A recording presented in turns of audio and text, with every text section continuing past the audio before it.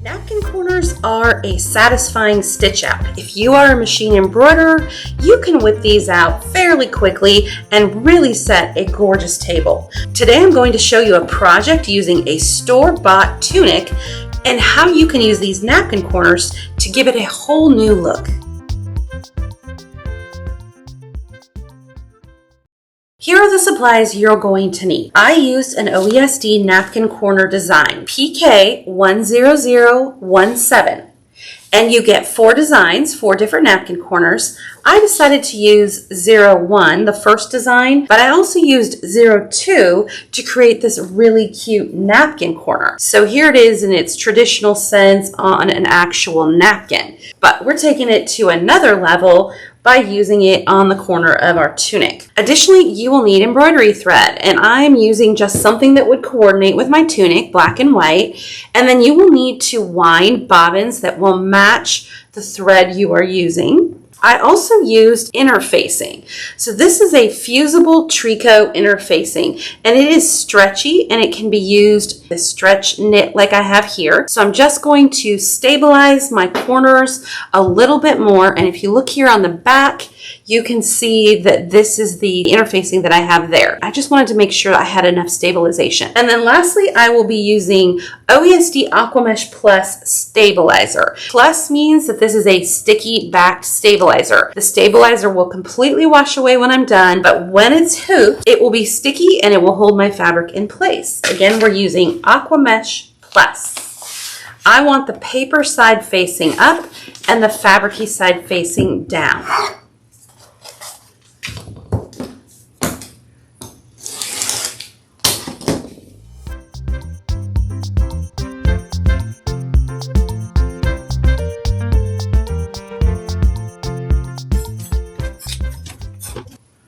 Next, we will score the layer of paper. I am using a straight pen.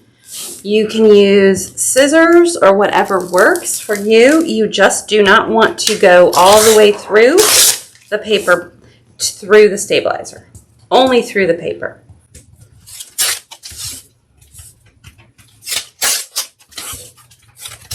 I'll be stitching this design out on the Dream Machine. Select Embroidery. Select the flash drive, look for the design, and then select the one you'll be using. Press set. This design is almost 6.5 inches tall. That's the number I need to know how much interfacing I will need. We aren't going to be changing anything, so I'll press embroidery, and I'll be doing the placement stitch directly onto the stabilizer.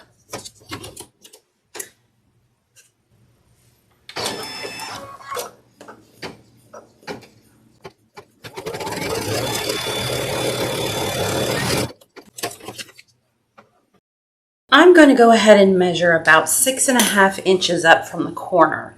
That's a safe amount of interfacing. Let's come up. There we go. A little bit taller is about 6.5 inches. Let's take a look at the interfacing I've already cut and where that comes to. It's approximately in that ballpark of about 6.5 inches. Again, if you're stitching or using a woven, this really isn't necessary, but since I have a stretchy knit, I want a little bit more stabilization. Here is our placement line. I highlighted it so you could see it a little easier. I have fused my interfacing to my tunic on the wrong side. Now I'm going to flip this side of the tunic over so the right side is facing up. So I'm going to direct the point downwards until the edges meet these 2 placement lines. So if I drag this downwards, then I will reach the point where both sides are now in alignment with the placement stitches. So this one here,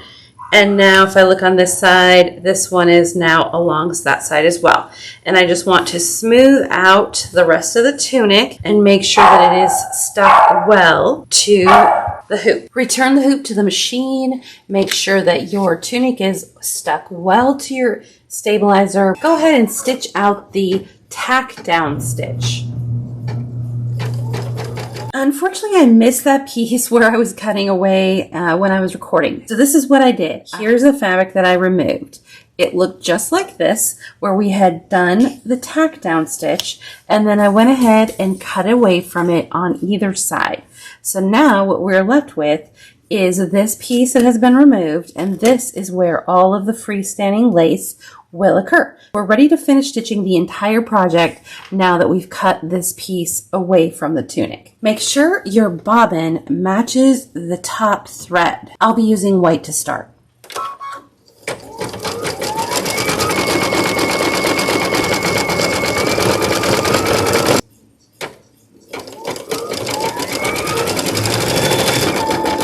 Now we're ready to switch to our black thread. Make sure your bobbin thread matches your top thread.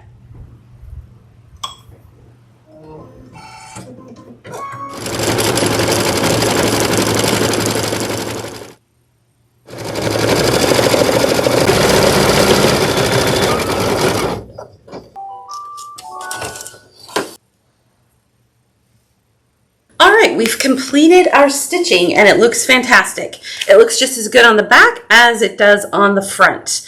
And it really is important to match your bobbin thread in freestanding lace. Let me pop this out of the hoop.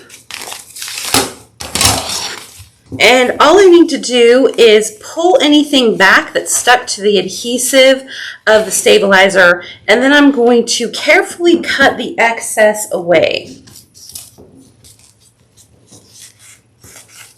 The small amount of stabilizer that remains will be easily washed away in the sink.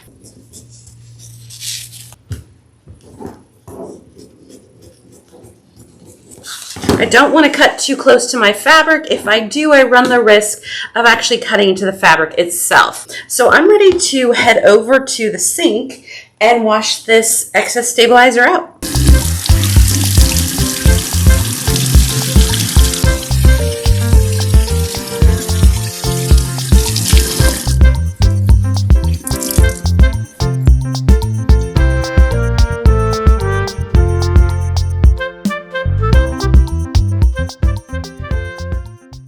Okay, here is the finished tunic. This beautiful napkin corner freestanding lace.